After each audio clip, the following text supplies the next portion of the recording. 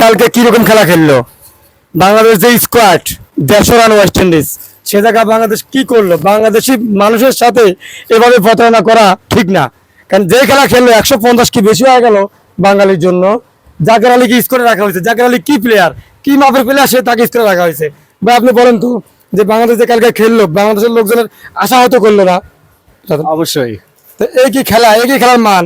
বাংলাদেশের লক্ষ লক্ষ টাকা আমার আপনার টাকা দিয়ে কিন্তু ওদের বেতন দেওয়া হয়। তো এইভাবে খেলা খেললো, বাঙালি জাতির সাথে প্রতারণা করা হলো নাকি? হ্যাঁ অবশ্যই। কারণ যে খেলা খেললো, আপনার মতে কি বলেন?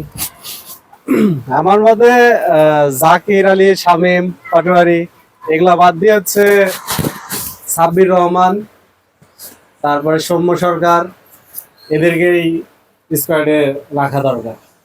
ভাই আপনার কি মনে হচ্ছে?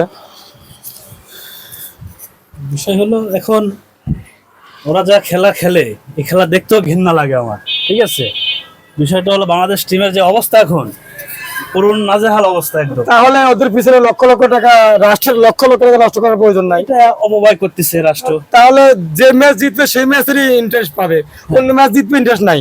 জি, কোনো জি। বেতন দেওয়ার দরকার নাই, একদম জিতলেই বোনাস আছে, না জিতলেই কোনো টাকা নাই। একদম আপনার সাথে আমি সহমত।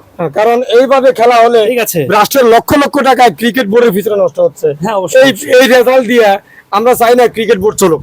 রাইট, আপনার সাথে আমি সহমত ভাই, আপনার কথাটা খুব ভালো লাগলো। ধন্যবাদ। আচ্ছা।